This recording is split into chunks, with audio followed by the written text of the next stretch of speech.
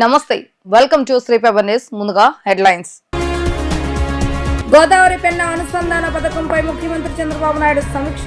గోదావరి పెన్న నదుల అనుసంధానానికి green signal.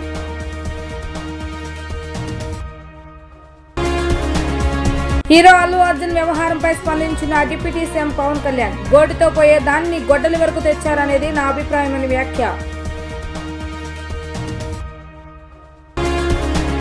2024 సంవత్సరంలో ఎన్టీఆర్ జిల్లా పోలీసు శాఖలో ఎన్నో సవాళ్లను అధిగమించిందన్న సిపి రాజశేఖర బాబు.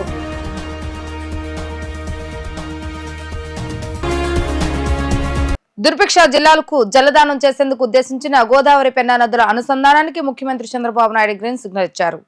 ఉండవల్లిలోని ముఖ్యమంత్రి నివాసంలో గోదావరి పెన్నా అనుసంధాన పథకంపై చంద్రబాబు నాయుడు సమీక్షించారు.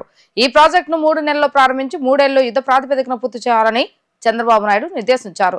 తొలి దశలో గోదావరి బనకచెర్ల హెడ్ క్వార్టర్స్ కు రోజుకు 2 టీఎంసీలు చొప్పున పంపే ప్రతిపాదనకు ఆయన సూత్రప్రాయంగా ఆమోదం తెలిపారు. రాష్ట్ర భవిష్యత్తుకు కీలకమైన గోదావరి బనకచెర్ల అనుసంధాన ప్రాజెక్టును పట్టాలెక్కించాలని రాష్ట్ర ప్రభుత్వం నిర్ణయించింది. దాదాపు 70-80 వేల కోట్ల అంచనా వ్యయంతో దీన్ని చేపడతారు.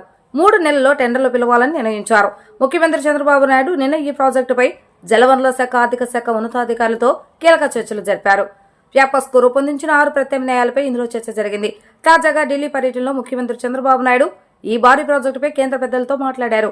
ఆర్థిక మంత్రి నిర్మలా సీతారామన్తో చర్చించారు. దేశానికి ఈ ప్రాజెక్టు ఎలా ఉపయుక్తమో వివరించారు. భారీ ప్రాజెక్టు కావడంతో కేంద్ర సహాయం లేకుండా చేపట్టడం సాధ్యం కాదు. అందువల్ల కేంద్ర పెద్దలకు వివరించి ఆదివారమైన చంద్రబాబు నాయుడు దీనిపై అధికారులతో సమావేశమయ్యారు. త్వరలో ఈ ప్రాజెక్టుకు ఆర్థిక సహాయం కోరుతూ కేంద్రానికి ఆంధ్రప్రదేశ్ లేఖ రాయనుంది.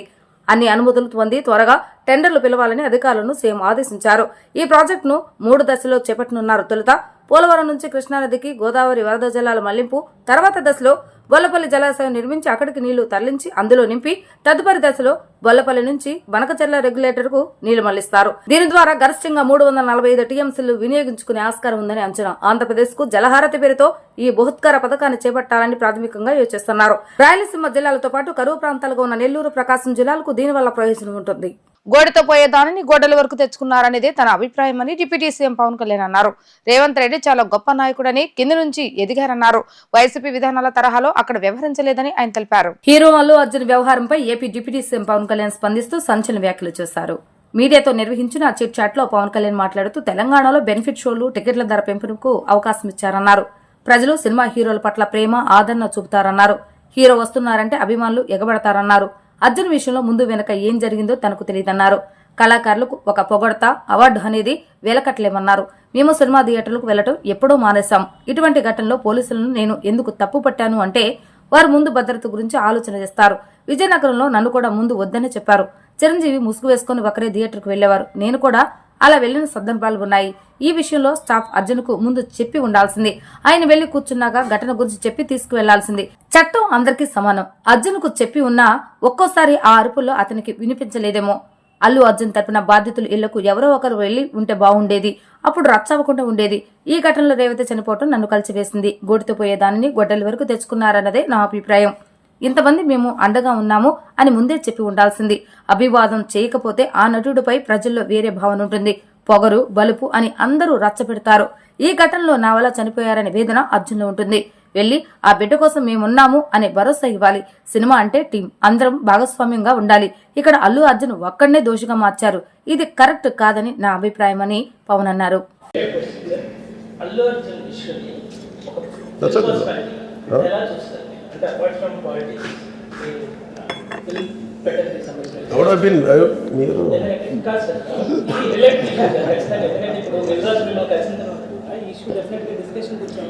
right.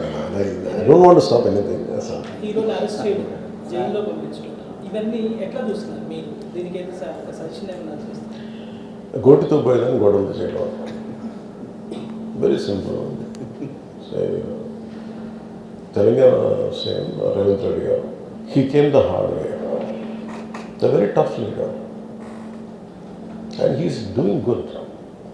Sometimes you might like or might dislike certain aspects. Prati Nayakudulo, not everything has to be appreciated, not everything has to be right. When it comes to this particular incident, ఇది మీరు చెప్పింది, and first of all,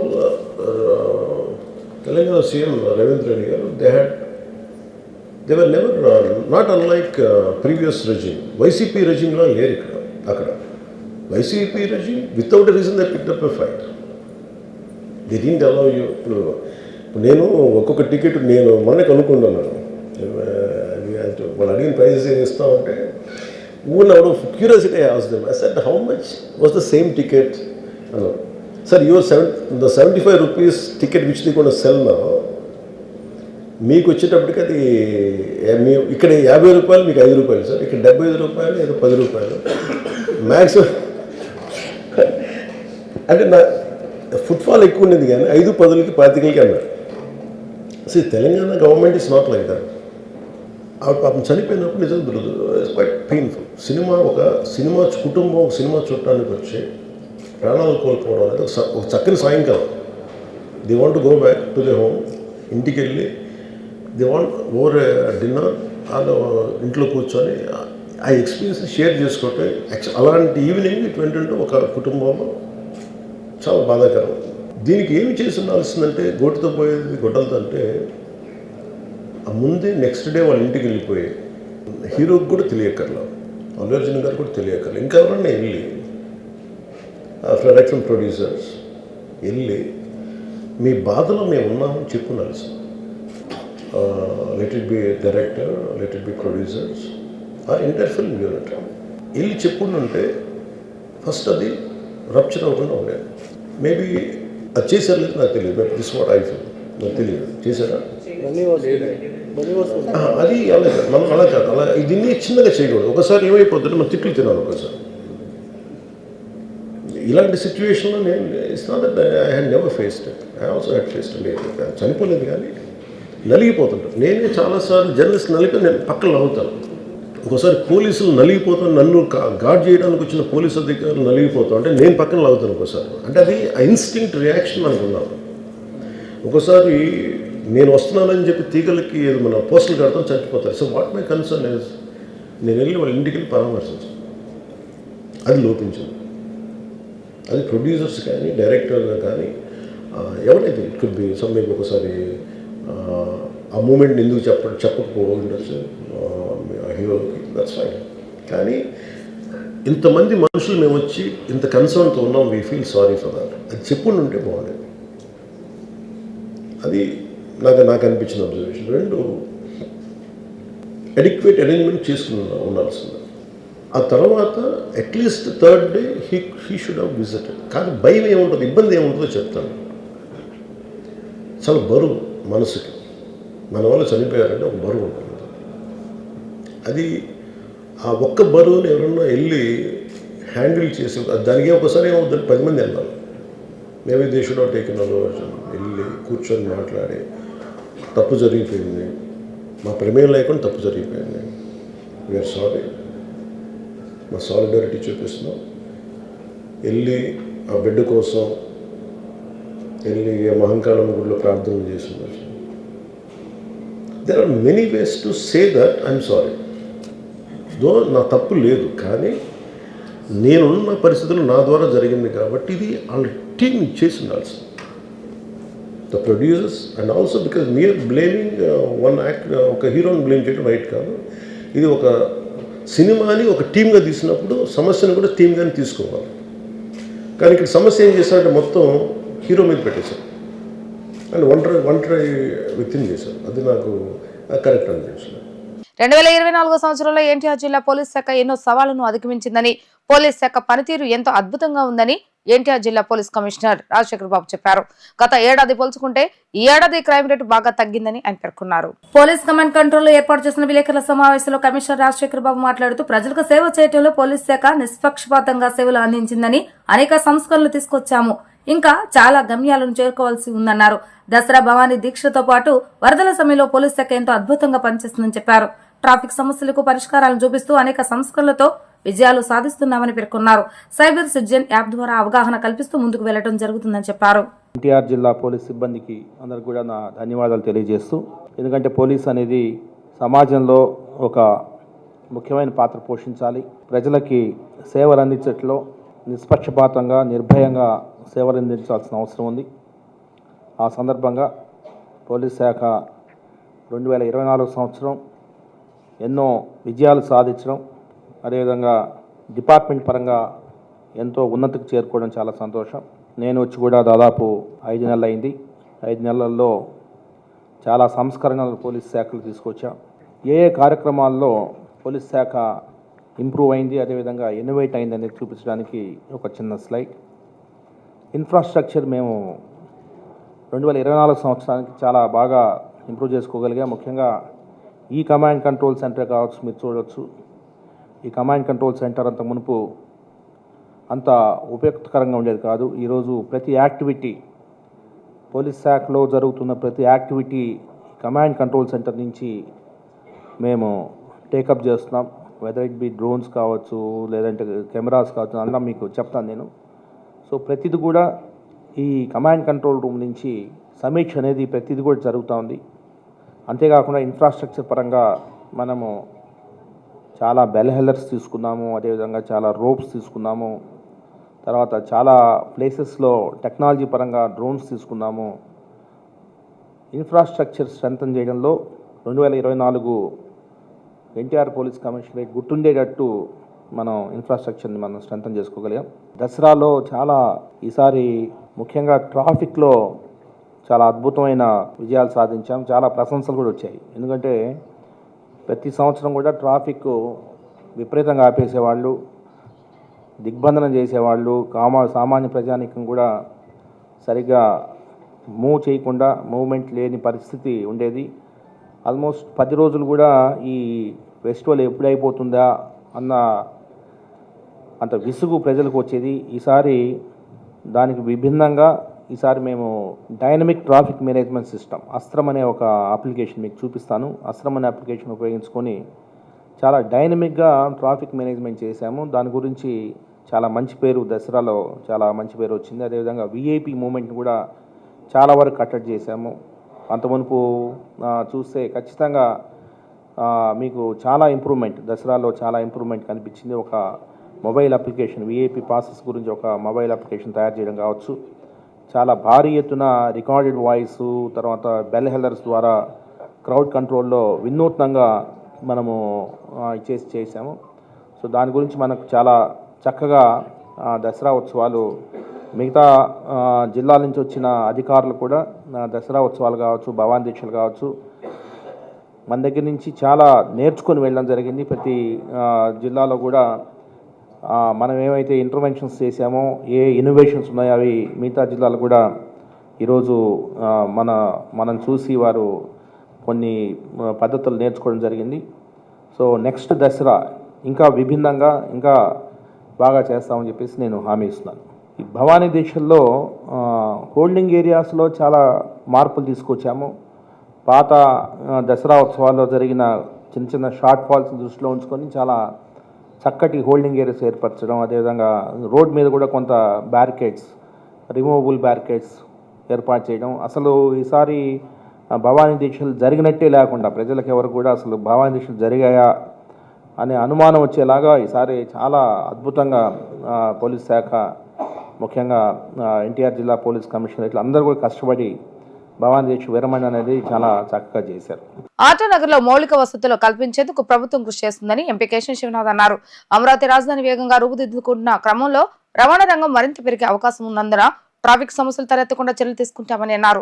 ప్రజలు ఇబ్బంది పడకుండా ప్రత్యామ్నాయ మార్గాలు సిద్ధం చేసే తాత్కాలిక శాశ్వత రోడ్లు ఏర్పాట్లు చేస్తున్నామని అన్నారు. ఆటోనగర్ లో MP Keshava Sivanath, MLA Gadde Rammohan, collector Lakshmi Shah పర్యటించారు. ఈ సందర్భంగా రోడ్లను పరిశీలించి ట్రాఫిక్ ఇబ్బందులు కలగకుండా ప్రత్యామ్నాయ మార్గాలపై చర్చించారు.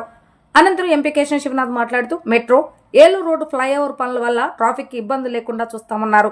ఆటోనగర్ లోకి లారీల ట్రాఫిక్ కు అంతరాయం లేకుండా వచ్చేందుకు ప్రత్యామ్నాయ మార్గాల కోసం మురళీనగర్ నుంచి బల్లెంవారి వీధి వరకు రోడ్లు పరిశీలించామన్నారు. గన్నవరం విమానాశ్రయానికి రామవరపాడు రింగ్ రోడ్ నుంచి మరో మార్గం, రామవరపాడు రింగ్ రోడ్ నుంచి కేశపల్లి వరకు ఎస్ఎల్వి గ్రాండ్ మీదుగా గన్నవరం ఎయిర్పోర్ట్ కి ప్రత్యామ్నాయ మార్గం ఏర్పాటు చేయాలని సూచించామన్నారు. త్వరలోనే మంత్రి నారాయణ, సిఆర్డీ కమిషనర్ మరియు జిల్లా అధికారులతో సమావేశమై నిర్ణయాలు తీసుకుంటామని అన్నారు. మహానాడు రోడ్ నుంచి నిడమానూరు వరకు ఫ్లైఓవర్ గన్నవరం నుంచి వచ్చే మెట్రో పనులు పూర్తయితే విజయవాడకు ట్రాఫిక్ సమస్య అనేది ఉండదని చెప్పారు. ఈలోపు ప్రజలు ఇబ్బంది పడకుండా ప్రత్యామ్నాయ మార్గాలు సిద్ధం చేసి తాత్కాలిక శాశ్వత రోడ్లు ఏర్పాటు చేస్తామని అన్నారు. విజయవాడ నగరానికి ఎంతో మందికి ఉపాధి కల్పించే జవహర్ ఆటో నగర్ ఎన్నో సంవత్సరాలుగా ప్రపంచంలోనే ఒకానొక సమయంలో ఏషియాలో అతిపెద్ద ఆటోమొబైల్ ఇండస్ట్రీ ఉన్న ప్రాంతమైన విజయవాడ ఆటోనగర్కి మౌలిక వసతులు కల్పించే విధంగా మా ప్రభుత్వం తప్పకుండా ఇవాళ విజయవాడ ఆటోనగర్ మీద ఎంతోమంది సుమారుగా 1,00,000 మంది కార్మికులు జీవనోపాధి పొందుతున్నారు. రేపు రాబోయే కాలంలో అమరావతి క్యాపిటల్గా రాబోతుంది. అంతేకాకుండా బందర్ పోర్ట్ రాబోతుంది. ఇంకా మరీ అంతగా ఇవాళ ట్రాన్స్పోర్ట్ రంగం పెరగబోతుంది. రాబోయే 4 సంవత్సరాల్లో ఆటోనగర్లో దాదాపు 1,50,000 నుంచి 2,00,000 మంది కార్మికులు పనిచేసే వ్యవస్థ ఏర్పాటు చేయాలి. దానికి తదనుగుణంగానే ఏవంటే ఇన్ఫ్రాస్ట్రక్చర్ ఇవ్వాలి. అన్నిటికన్నా ముఖ్యంగా విజయవాడ ట్రాఫిక్ చాలా ముఖ్యమైన సమస్య. ఆ సమస్యను పరిష్కరించాలి అంటే ఆటోనగర్లోకి వివిధ మార్గాల ద్వారా లారీల ఎంట్రీని ప్రవేశపెట్టి విజయవాడ నగరంలో lorry entry zone free zone చేసి ట్రాఫిక్ సమస్యకి పరిష్కారం ఇవ్వాలని మా గౌరవ ముఖ్యమంత్రి నారా చంద్రబాబు నాయుడు గారి ఆధ్వర్యంలో నేను, మా గౌరవ ఎమ్మెల్యే గద్దె రామ్మోహన్ రావు, జిల్లా అధికారులైన కలెక్టర్ గారు లక్ష్మీషా గారు, అంతేకాకుండా ఆటోమొబైల్ అసోసియేషన్ అధ్యక్షులు, లారీ ఓనర్స్ అందరం కలిసి ఇవాళ కొన్ని ప్రాంతాలు పర్యటించడం జరిగింది. దీనికి ప్రత్యామ్నాయ మార్గాలు కూడా ఎన్నుకోవడం జరిగింది.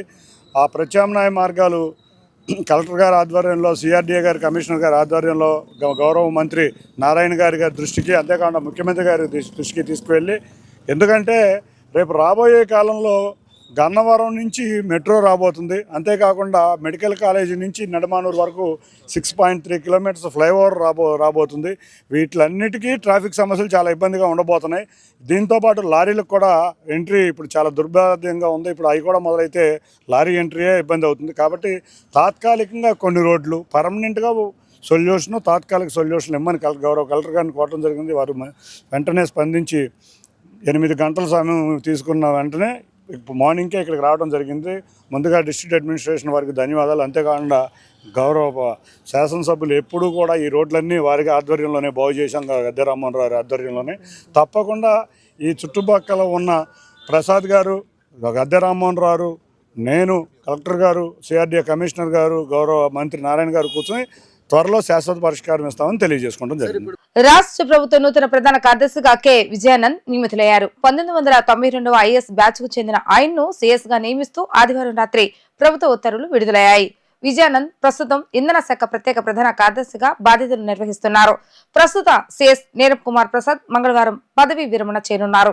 రాష్ట్ర ప్రభుత్వ నూతన ప్రధాన కార్యదర్శిగా కె విజయానంద్ నియమితులయ్యారు. 1992 ఐఎస్ బ్యాచ్ కు చెందిన ఆయన్ను సిఎస్ గా నియమిస్తూ ఆదివారం రాత్రి ప్రభుత్వం ఉత్తర్వులు విడుదల చేసింది. విజయానంద్ ప్రస్తుతం ఇంధన శాఖ ప్రత్యేక ప్రధాన కార్యదర్శిగా బాధ్యతలు నిర్వహిస్తున్నారు. ప్రస్తుత సిఎస్ నీరబ్ కుమార్ ప్రసాద్ మంగళవారం పదవి విరమణ చేయనున్నారు. ఆ స్థానంలో కొత్త సిఎస్ విజయానంద్ బాధ్యతలు చేపడతారు. వైఎస్ఆర్ జిల్లా రాజుపాలెం మండలం అయ్యవారిపల్లె ఆయన స్వస్థలం. ఆదిలాబాద్ జిల్లాలో అసిస్టెంట్ కలెక్టర్ గా తొలి పోస్టింగ్ నిర్వహించారు. అనంతరం రంగారెడ్డి జిల్లా జాయింట్ కలెక్టర్ గా, శ్రీకాకుళం, నల్గొండ జిల్లాల కలెక్టర్ గా పనిచేస్తారు. ఏపీ ట్రాన్స్కో జెన్కో ఎండీగా సుదీర్ఘకాలం పాటు కొనసాగారు. రాష్ట్ర ప్రధాన ఎన్నికల అధికారిగాను పనిచేశారు. 2025 నవంబర్లో విజయానంద్ పదవి విరమణ చేయనున్నారు. విజయానంద్ పదవీ కాలం ముగిసినాక సిఎస్ జలవనరుల శాఖ ప్రత్యేక ప్రధాన కార్యదర్శి సాయి ప్రసాద్ నియమించే అవకాశం ఉంది. ఆయనకు 2026 ఏప్రిల్ వరకు సర్వీస్ ఉంది. సీనియారిటీ ప్రతిపాదికన చూస్తే 1991 బ్యాచ్ కు చెందిన సాయి ప్రసాద్ ముందుంటారు. కానీ ఆయన్ని ఇప్పుడు సిఎస్ గా నియమిస్తే ఆయన పదవీకాలం ముగిసేలోపు విజయానంద్ రిటైర్డ్ అయిపోతారు. అందుకే విజయానంద్ కు ప్రభుత్వం ప్రస్తుతం సిఎస్ గా అవకాశం కల్పించింది. మాజీ మంత్రి పేర్ని నానికి నిద్రలేని రాత్రులు మొదలయ్యాయని మంత్రి కొల్లు రవీంద్ర హెచ్చరించారు. ఆయన బినామీలకు కూడా నిద్రలేని రాత్రులు మొదలయ్యాయని వార్నింగ్ ఇచ్చారు. భార్యను అడ్డం పెట్టుకుని అవినీతికి పాల్పడిన పేర్ని నాని ఓ నేరగాడని విమర్శించారు. పోలీసులను బెదిరించేందుకే పేర్ని నాని ప్రెస్ మీట్ పెట్టారని అన్నారు. పేర్ని నాని ప్రెస్ మీట్ పై కూడా క్రిమినల్ కేసు నమోదు చేయాలని మంత్రి కొల్లు రవీంద్ర అన్నారు. నేరం మగవాడు చేసినా ఆడవాళ్లు చేసినా నేరం నేరమే అవుతుందని చెప్పారు. తప్పు చేసిన ప్రతి ఒక్కరిపై చట్టపరమైన చర్యలు ఉంటాయని హెచ్చరించారు. రేషన్ బియ్యం మాయం కేసులో సూత్రధారి పేర్ని నాని అని కొల్లు రవీంద్ర అన్నారు. నీ భార్యను అడ్డం పెట్టుకుని నీ భార్య ద్వారా ఇవాళ రాజకీయంగా లబ్ధి పొందాలి, లేకపోతే సింపతి పొందాలని నువ్వు అనుకుంటున్నావేమో. అది సాధ్యం కావు. ఇవాళ దీనికి సూత్రధారి పేర్ని నానినే. ఈ కేసు నుంచి తప్పించుకోలేడు 100%. ఈ గోడౌన్ ఏ రోజు కూడా మీ భార్య గారి ఇనాగ్రేషన్కి సంబంధించి కానీ, మీ భార్య గారికి సంబంధించి కానీ ఎప్పుడు లేదు. నువ్వే చేసావు. నీదే బాధ్యత దీంట్లో. ఇవాళ నువ్వు చేసావు కాబట్టే తప్పించుకోవడానికి 4 రోజుల నుంచి ఊరు వదిలిపెట్టి పారిపోయి మేము డబ్బులు కట్టేస్తాం కదా, మాకేం వద్దులే అని అనుకుంటా ఉన్నారు. దొంగతనం చేసిన దొంగే. డబ్బులు కడితే దొరైపోడు. మేము మొట్టమొదటి నుంచి కూడా చెప్తా ఉన్నాం. ఇవాళ మీరు మాట్లాడుతూ ఉన్నారు ఆడవాళ్ళు గౌరవాల గురించి. ఆనాడు ఏమైంది మీకు? భువనేశ్వర్ గారి గురించి నిండు సభలో ఆంధ్రప్రదేశ్ రాష్ట్ర చరిత్రలో ఏ ఆడబిడ్డ గురించి మాట్లాడినటువంటి మాటలు ఆ నిండు సభలో మాట్లాడినప్పుడు నీ గుణం ఎక్కడ సచ్చింది? నువ్వెక్కడ సచ్చావు? వయసుతో కూడా చూడకుండా 70 సంవత్సరాలు 80 సంవత్సరాలు ఉన్నటువంటి ఆడబిడ్డలను తీసుకెళ్తా ఉంటే ఆ రోజు ఎక్కడ సచ్చావు? నువ్వు నోరుంది కదా ఇష్టం వచ్చినట్టు మాట్లాడి ఇవాళ మీ పాపం పడింది కాబట్టి ఇవాళ అవన్నీ కూడా బయటకు వస్తే గజగజ వణికిపోతా ఉన్నావే. ఇవాళ నువ్వు చెప్తా ఉన్నావు పేరు పెట్టారు, మా మేనేజర్కి నాకేం సంబంధం లేదు, పేరుకే మేము మేనేజర్దే అని చెప్పి తోసేస్తున్నావు మేనేజర్ మీదకి. ఏప్రిల్లో జరిగిందని నువ్వే చెప్తా ఉన్నావు. ఇవాళ మీ మేనేజర్ నాకు సంబంధం లేదని అంటున్నావు. లేదు మేనేజర్ని తీసుకొచ్చి కొడితే ఆయనతో బలవంతంగా మా పేర్లు చెప్పిస్తా ప్రయత్నం చేస్తున్నారంట. నువ్వు చేసిన పని అది. నువ్వు ఆ రోజున నా మీద చిన్న చిన్న పిల్లలు నా పక్కన ఉండే వాళ్ళని తీసుకెళ్ళి కాళ్ళు పైకి ఏలాడేసి బట్టలు తీసి చితకబాజు బాధించి అక్రమంగా నా పేర్లు పెట్టించావు. అంతే నేను వెంటాడుతుంది. ఆ భయమే నేను వెంటాడుతుంది. కర్మఫలం మేమెవరు చేయకర్లా. కర్మఫలాన్ని ఎవరు తప్పించుకోలేరు. భగవంతుడైనా క్షమిస్తాడు కానీ కర్మఫలం క్షమించదని చెప్తారు. ఇవాళ అదే జరుగుతుంది నీ విషయంలో. అది గుర్తుపెట్టుకో. నీకు నిద్రలేని రాత్రులే స్టార్ట్ అయినాయి. నువ్వు చేసినటువంటి పాపాలు, ప్రమాణాలు, తల్లి మీద ప్రమాణం, చచ్చిపోయిన వాళ్ళ మీద ఎవరైనా ప్రమాణం చేయడం నేను ఎప్పుడు చూడలే. మీరు ఎవరైనా చూసారేమో. ఆవిడ చనిపోయి 2 ఏళ్ళు 3 ఏళ్ళు అవుతుంది. వాళ్ళ తల్లి మీద ప్రమాణం అంట అక్కడ ఏం చేయలేదని. ఆడవాళ్ళ మీద కేసులు కడతారని. నేరం ఎవరు చేసినా ఇవాళ ఆడవాళ్ళు మర్డర్ చేస్తే కేసులు కట్టి జైల్లో కూర్చుంటున్నారు. నేరం ఎవరు చేసినా నేరమే. అది ఆడవాళ్ళు అవ్వచ్చు, మగవాళ్ళు అవ్వచ్చు, ఎవరైనా అవ్వచ్చు. నేరం చేసిన వాళ్ళు నేరం కింద లెక్కే. దీంట్లో నీ ఇన్వాల్వ్మెంట్ ఉంది కాబట్టి నువ్వే నేరగాడివి.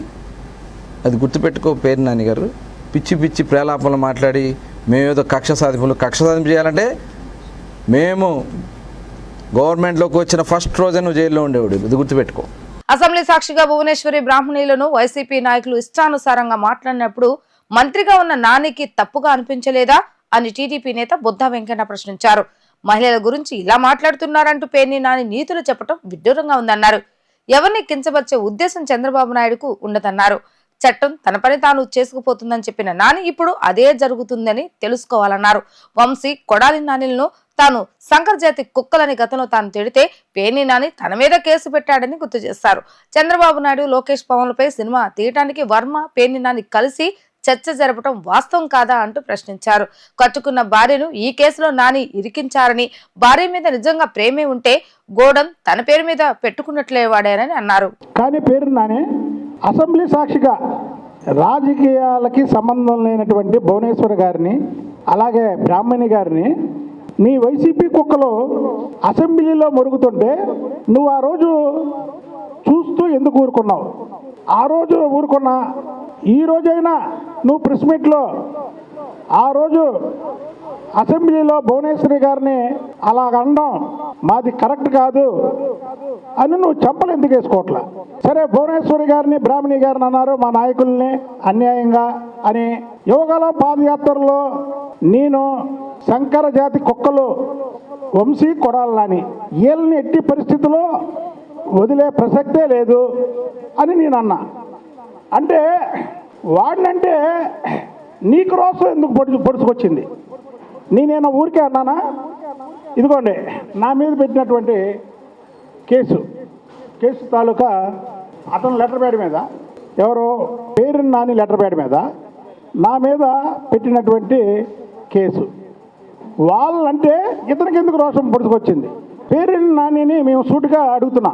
నువ్వు ఇన్ఫర్మేషన్ అండ్ సినిమాటోగ్రఫీ మంత్రిగా ఉన్నప్పుడు రామ్ గోపాల్ వర్మ చంద్రబాబు నాయుడు గారి మీద, లోకేష్ బాబు గారి మీద, పవన్ కళ్యాణ్ గారి మీద, అలాగే వాళ్ళ ఇంట్లో వాళ్ళ మీద అసభ్యకరంగా సినిమా తీస్తానికి నీ దగ్గరికి ఒక బ్యాగ్ వేసుకొని వచ్చి నీ ఆఫీసులో కూర్చొని నీతో చర్చించిన మాట వాస్తవా కాదా? దానికి నీ ఇన్ఫర్మేషను, అలాగే సినిమాటోగ్రఫీ మంత్రిగా నువ్వు చేసినటువంటి అక్రమాలలో భాగంగా ఉన్నటువంటి డబ్బుని కొంత రామ్ గోపాల్ వర్మకి ఇచ్చింది నిజం కాదా? ఆ రోజు చంద్రబాబు గారి మీద, చంద్రబాబు గారి కుటుంబం మీద సినిమా తీయమని ప్రోత్సహించింది నువ్వు కాదా? ఈరోజు నీ భార్య జయసుధ గారి పేరు మీద అసలు ఇప్పుడు ఇంట్లో వాళ్ళు పేరు నాని భార్య అవనియండి, నా భార్య అవనియండి, చంద్రబాబు నాయుడు గారి భార్య అవనియండి, పవన్ కళ్యాణ్ గారి భార్య ఎవరండి, జగన్మోహన్ రెడ్డి గారి భార్య ఎవరండి, ఇంట్లో మగవాళ్ళు దేని మీద సంతకం పెట్టమంటే కళ్ళు మూసుకొని దాని మీద సంతకం పెడతారు. ఇవాళ జయసుధ గారు సంతకం పెట్టించి నువ్వు అక్రమ గొడవను అందులో బియ్యం దోచుకోవడానికి ఆమె పేరుని అసలుకి మా ప్రభుత్వం ఇరికించలేదు, అలాగే ఆఫీసర్లు ఇరికించలా, నువ్వే ఇరికించావు. జయసుధ గారిని నీ భార్యని ఈ కేసులో ఇరికించింది నువ్వు. నిజంగా నీకు చిత్తశుద్ధి ఉండి భార్య మీద ప్రేమ ఉంటే భార్య మీద పెట్టేవాడు కాదు, నీ పేరు మీదో నీ కొడుకు పేరు మీదో పెట్టేవాడివి.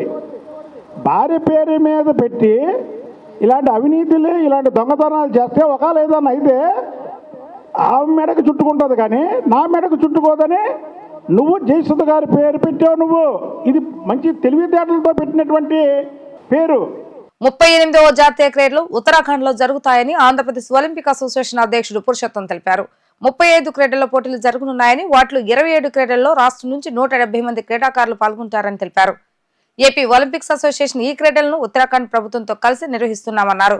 క్రీడాకారులకు అయ్యే ఖర్చు రాష్ట్ర ప్రభుత్వం భరించవలసి ఉందన్నారు. పూర్తి వివరాలు ప్రభుత్వానికి వివరించినప్పటికీ స్పందన లేదన్నారు. ఎన్డీఏ కూటమి హయాంలో ఇలా జరగడం గమనిస్తే సీఎం దాకా విషయం వెళ్ళలేదన్నారు. రాష్ట్ర ముఖ్యమంత్రి చంద్రబాబు నాయుడు వెంటనే స్పందించాలని అన్నారు. ఈ డెహ్రాడూన్ నేషనల్ గేమ్స్ 38 ఎడిషన్ అంటే 36 ఆఫ్టర్ 7-8 ఇయర్స్ తర్వాత గుజరాత్లో జరిగింది, 22లో 23లో గోవాలో జరిగింది. ఇది 24 సంవత్సరం జరగవలసింది జనవరికి వెళ్ళింది. ఇది 38 ఎడిషన్.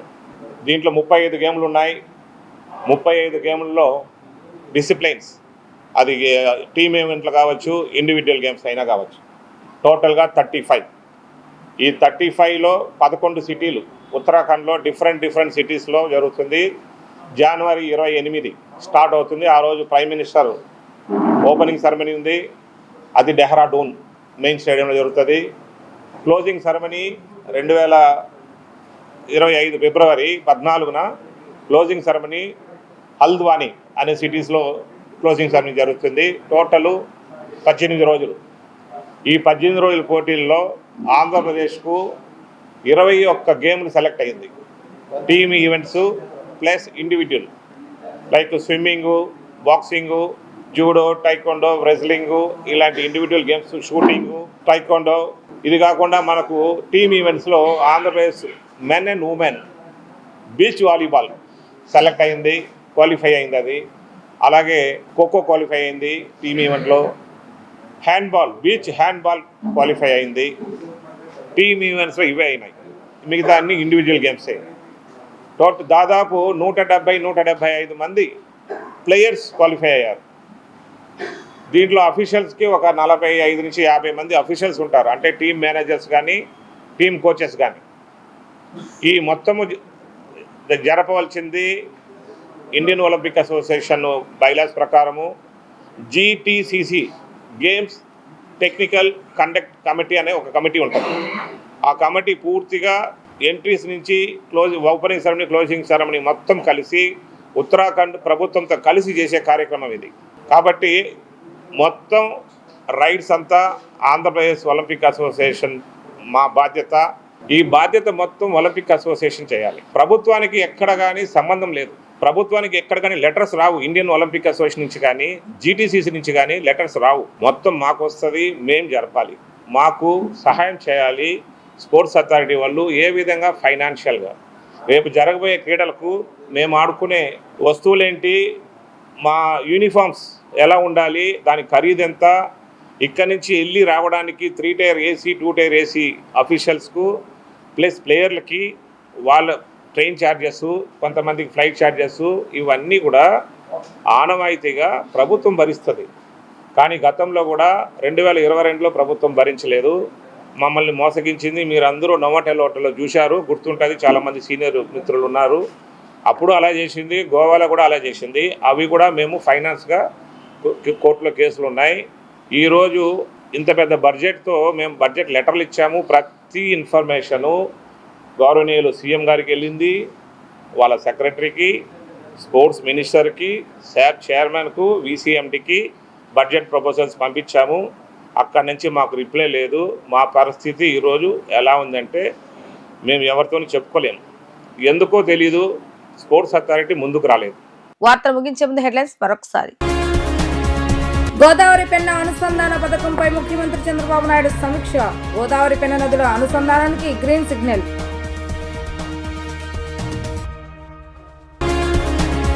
హీరో అల్లు అర్జున్ వ్యవహారంపై స్పందించిన డిప్యూటీ సీఎం పవన్ కళ్యాణ్. గోటితో పోయే దాన్ని గొడ్డలి వరకు తెచ్చారనేది నా అభిప్రాయమని వ్యాఖ్య.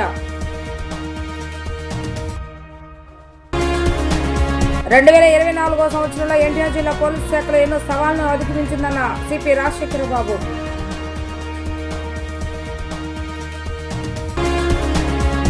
ఇవి ఈ రోజు వార్తా విశేషాలు. మరలా తిరిగి ప్రసారమే వార్తలు మళ్ళీ కలుద్దాం.